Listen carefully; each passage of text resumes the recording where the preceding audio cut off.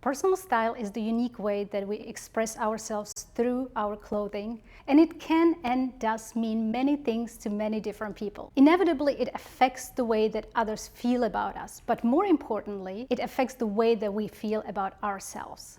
Style is not the same as fashion. Style actually goes beyond it. And it is about creating an authentic and comfortable way that we dress that aligns with how we want to be perceived by others and how we like to look ourselves. In my courses, I teach style in connection to dress codes and how you can dress for a specific context or occasion. When you attend an event and you're wearing the right clothes, you will feel that you belong there. And on top of that, it will signal to other people that you know what you're doing. Today, I will talk about some of the key ways that personal style influences dress codes and how to put together an elegant capsule wardrobe. As a bonus, I have a wonderful Miami-based stylist, Hassni Caina, that will show you how to find your style, the right fit for different bodies, how to match colors, and what can be missing in your capsule wardrobe. My name is Hassni Caina, and I was born in Peru. I have been passionate about fashion for as long as I can remember. Even as a kid, I would accessorize my outfits with little handbags. And I was lucky enough to be raised by my mother, who encouraged me to express myself through fashion. She let me pick my own outfits from a young age, which really allowed my style to develop. I studied fashion merchandising at the Miami International University of Art and Design.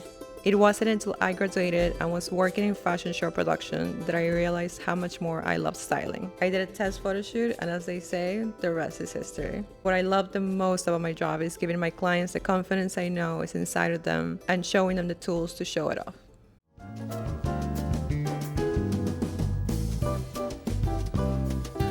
The first thing to keep in mind is that style is heavily dependent on occasion. That is true especially when it comes to etiquette, because there is a big difference between what we're going to wear when we go to a white tie gala, for example, and something that we're going to wear to a business casual networking event.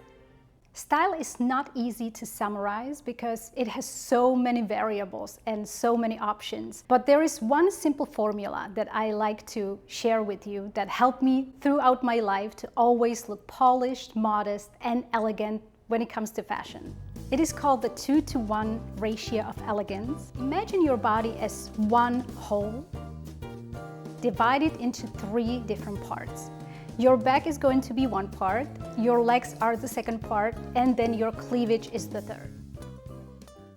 The 2-to-1 ratio of elegance is teaching that you always want to have 2 parts of your body covered and leave only one part open.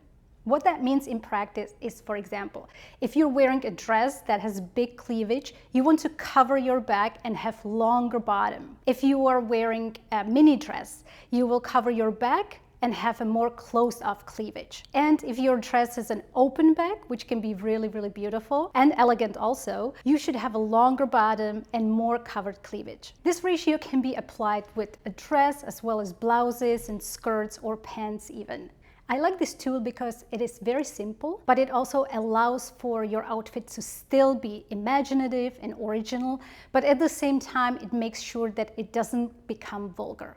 There are a couple of things I want to talk about when it comes to creating personal style. It is something that can be quite challenging, but also keep in mind that it is something that is always evolving. Most of us don't just create a style when we are 18 or 21 and wear it our whole lives. There are some people that might do that, but mostly as we evolve as human beings and professionals, our personal style will be evolving with us, and it's going to depend on our life circumstances, on the job that we currently have, or the new occasions that we might start participate in. It took me personally a while to create my own style, and the very first mistake that I used to do that I want you to avoid is following fashion trends. I mean, nowadays with social media and everything that's going on, there's micro trends even. And I think it's important to, once you're kind of getting a feeling what your personal style is like, to not necessarily follow every single micro trend, because that can get overwhelming. I think it's best to start either through Pinterest or Instagram and just gravitate towards the photos that catch your attention the most. And a lot of fashion influencers will also give you tips themselves.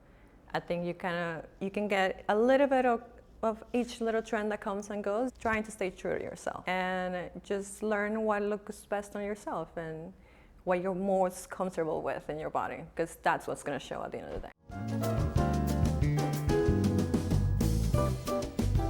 The second advice I have learned is consider your own fit and silhouette. When you're discovering your personal style, one of the most important things and aspects to consider is how the clothing really fits your body. A great fit can make even the simplest outfit look polished and elegant, which is what we want. To achieve that, it is very important to first understand your silhouette. So find out if you're petite, curvy, or tall, because this will help you choose the cuts and styles that will support your natural shape in a very positive manner. The tailoring, the way it fits your body is very important. Remember that most brands, if not all of them, they're mass producing all of these things, and maybe if you're in between sizes or anything like that, don't be afraid to find a seamstress or a tailor that can take care of those little nicks, that might need a little bit of fixing so that your clothing just looks top notch. And when it comes to dressing up elegantly, you want to avoid wearing garments that are too tight or overly baggy, because both of these shapes really detract from your overall elegance. They somewhat hide it, I would say. What you want to do instead is to focus on tailored pieces that define your waist, that will elongate your legs, and also that will balance your proportion in the right way. Wearing clothes that fits well will give you extreme confidence and that feeling of I have arrived, I belong here, and I'm looking great, but it will also make sure that you're comfortable.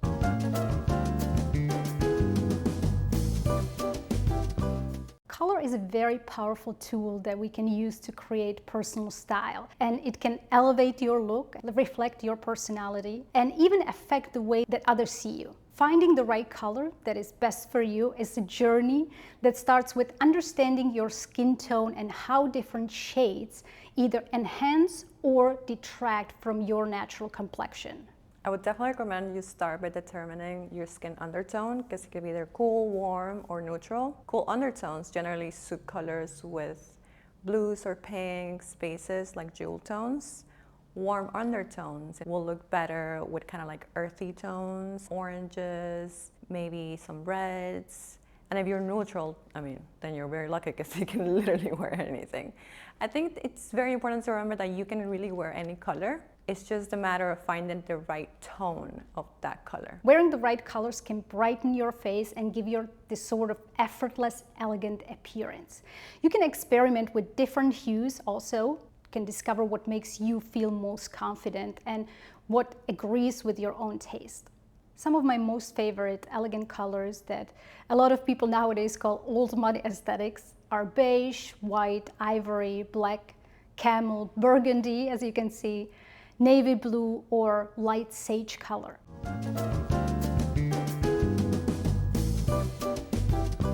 Accessories are the finishing touches to any outfit, and they can elevate your style from good to exceptional. But we have to be careful about the way that we handle accessories, because as with most of the things, less is often more. The key to elegant accessorizing is balance and modesty.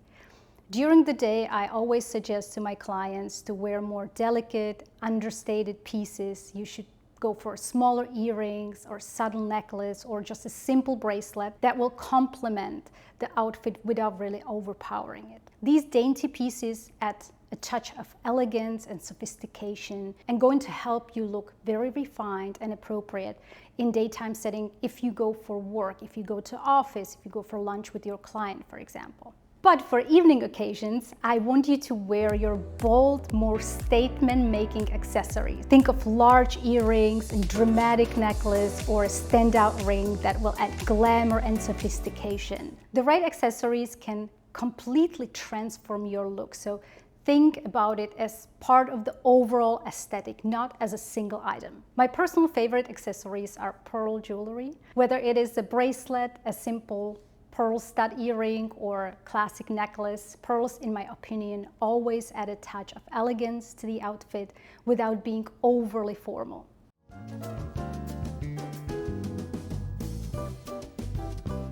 creating a capsule wardrobe is very useful, and I would go as far as saying necessary for people to have. A capsule wardrobe is a curated collection of essential and versatile clothing that can be mixed and matched to create a wide range of outfits. Your go-to pieces, your basic pieces that you can build upon. You know, you have your, for example, for me at least, it's a black blazer, a little black dress, the timeless perfect pair of jeans, and then I would say you also have to have like your go-to jewelry. Like for example, I always have these earrings and this watch with me, and like a white crisp shirt is always a staple for your closet. Typically, a capsule wardrobe consists of high quality, timeless basic to suit a personal lifestyle, body type, and also personal style.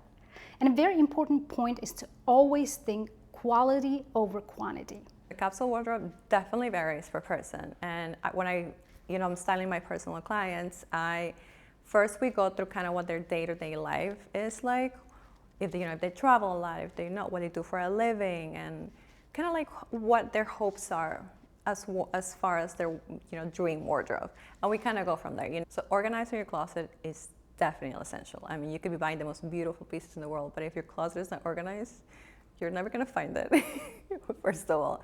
And then it's just easier to mix and match your pieces. So I always recommend my clients to organize it by item, if that makes sense. So you do your pants. So you have a pants section and you go jeans, formal pants, and maybe you have more fun pants with like sparkling and sequences and things like that. And you do the same thing for dresses.